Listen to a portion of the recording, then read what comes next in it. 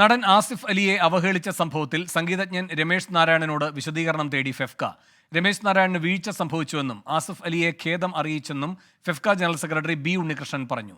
വിഷ്ണു സുരേഷ് കൊച്ചിയിൽ നിന്ന് ചേരുന്നു കൂടുതൽ വിവരങ്ങളുമായി. വിഷ്ണു, എന്താണ് ഫെഫ്ക നേതൃത്വം പറയുന്നത്?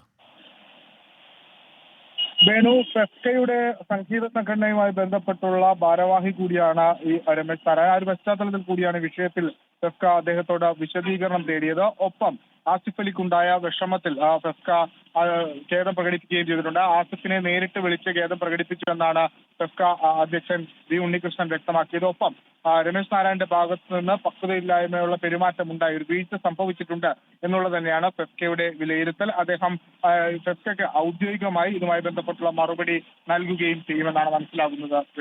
വിഷ്ണു സുരേഷാണ് കൊച്ചിയിൽ നിന്ന് വിവരങ്ങൾ നൽകിയത്.